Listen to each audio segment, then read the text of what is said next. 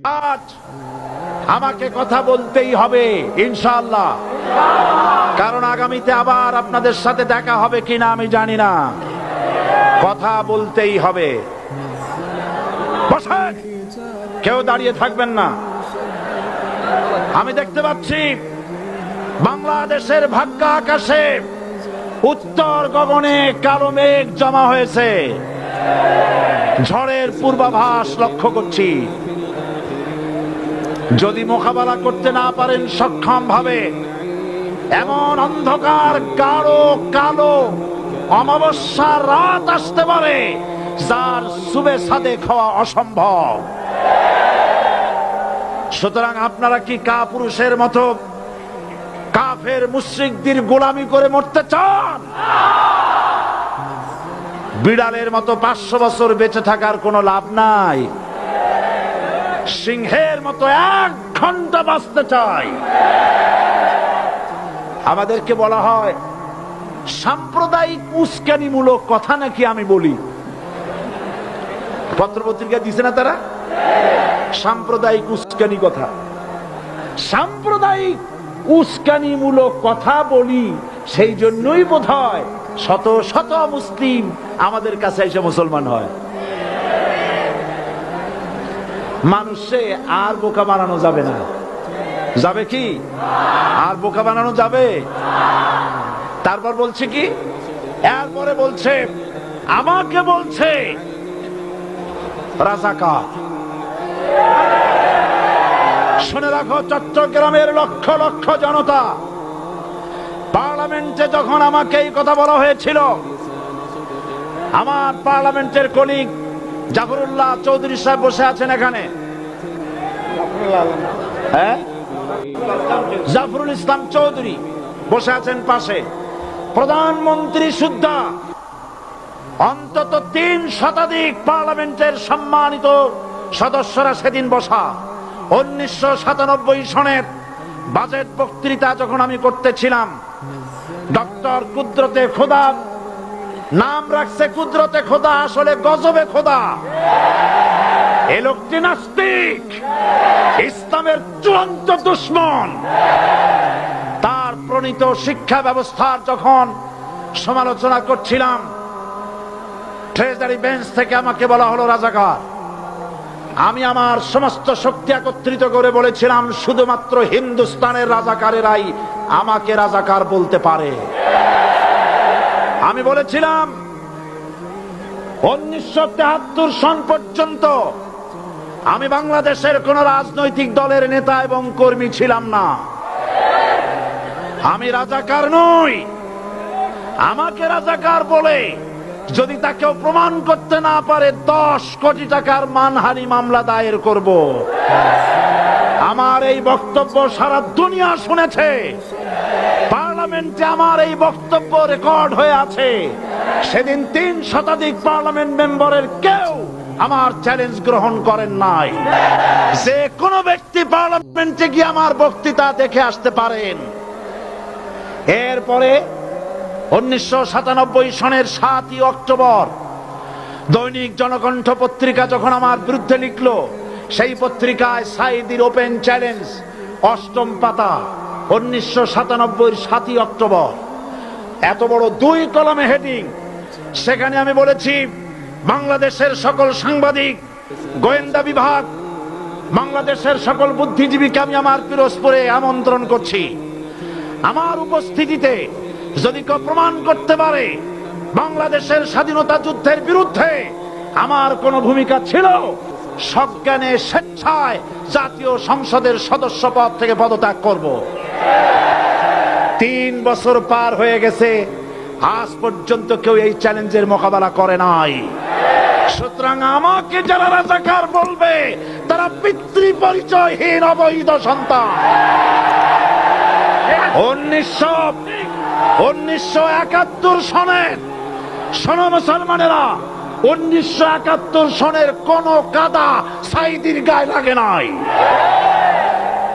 আমাকে রাজাকার বলে জনগণ থেকে বিচ্ছিন্ন করবা।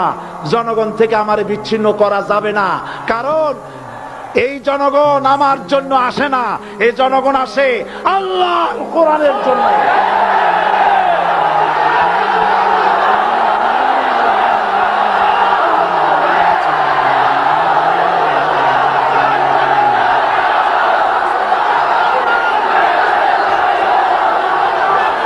আজকে আর যারা ইসলামের কথা বলে, যারা ইসলামের কথা বলে তারাই রাজাকার, তারাই মৌলবাদী।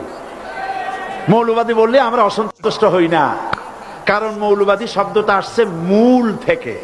মৌল শব্দ এসেছে মূল থেকে। মূলবাদী তার মানে যারা মূলে আছে। মূল হলো কোরআন, মূল হলো হাদিস, মূল হলেন আল্লাহ, মূল হলেন আল্লাহ রসুল। আমরা আছি মূলে। এখন বলেন তো মূলের শক্তি বেশি না আগার শক্তি বেশি? আমাদের যারা মৌলবাদী বলে ওরা হলো আগাবাদী। মূলে আছে কত কোটি? 12 কোটি। মূলে আছে কত কোটি? আর আমাদের যারা মৌলবাদী বলে ওই থাকো গাছের আগায়, আমরা মূলে। লাভালাভি বেশি করবা না, 12 কোটিতে গাছের গোড়া আসতে নানা দেবে, মামু বাড়ি দিল্লি গিয়ে পড়বা, বাংলার জমিনে জায়গা হবে না। এ কথা বিশ্বাস করো। বাংলাদেশের মুসলমানদের শরীরে এক বিন্দু রক্ত থাকতে শয়তানের তৈরি করা ধর্ম নিরপেক্ষ মতবাদ বাংলার জমিনে কায়েম হতে দেওয়া হবে না, হবে না।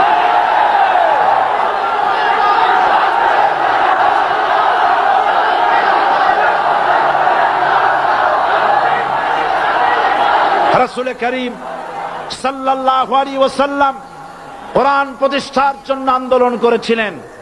আয়াতুল কুরসি আমাদের সে কথাই শিখেছে। আল্লাহ রাব্বুল আলামিন বলেন, আল্লাহু লা ইলাহা ইল্লা হুয়াল হাইয়ুল কাইয়ুম। প্রাণ খুলে পড়েন, আল্লাহু লা ইলাহা ইল্লা হুয়াল হাইয়ুল কাইয়ুম। আল্লাহ হচ্ছেন তিনি, যিনি ছাড়া কোনো ইলাহ নাই, আইনদাতা নাই, বিধানদাতা নাই। আমরা মানুষের তৈরি করা আইন মানি না। 12 কোটি মুসলমানের দেশে আইন তৈরি করবে মানুষ, আমরা মানব না। পার্লামেন্টে তৈরি হতে হবে কোরআন দিয়ে, পার্লামেন্টে আইন তৈরি হতে হবে কোরআন দিয়ে। সুতরাং ভয় যতই পান আর যতই ষড়যন্ত্র করেন, 4 দল যখন একত্রিত হয়েছে, ঐক্যবদ্ধ থাকবে, সরকার ঐক্যবদ্ধভাবে গঠন হবে, নির্বাচন ঐক্যবদ্ধভাবে হবে এবং কোরআন হবে, আল কোরআনের পার্লামেন্ট হবে বাংলাদেশে।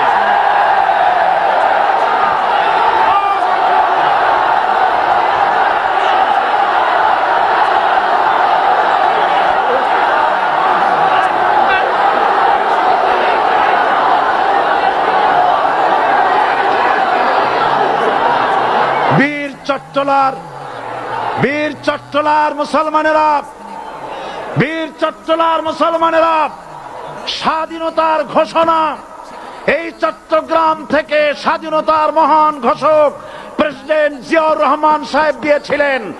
এই চট্টগ্রাম থেকেই ইসলামী রাষ্ট্রের ঘোষণা হবে।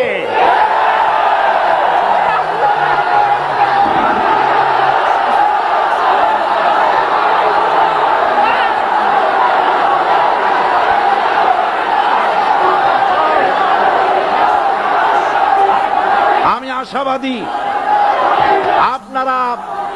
আপনারা অবশ্যই তা পারবেন। আমি 100% বিশ্বাস করি ইনশাআল্লাহ। কারণ যে ষড়যন্ত্রের মোকাবেলা করে স্থানীয় রাজনৈতিক দলের নেতৃবৃন্দ কোরআনের মাহফিল সিনায় এনেছেন, আমি প্রথম দিনই বলেছি চট্টগ্রাম তাফসিরুল কোরআন মাহফিল কোন রাজনৈতিক দলের প্রতিনিধিত্ব করে না। এটা কোন জামাত শিবিরের একক সম্পদ নয়, এটা চট্টগ্রামের মুসলমানদের কলিজার টুকরা তাফসিরের মাহফিল। সুতরাং এই মাহফিল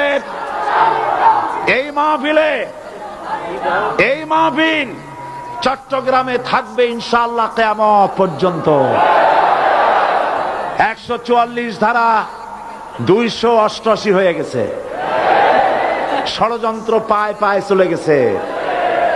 আমি ওই সব ছেলেদের বলি, সরকারি দলের ছাত্র হইয়া মুসলমানদের বিপক্ষে যাইও না। এদেশের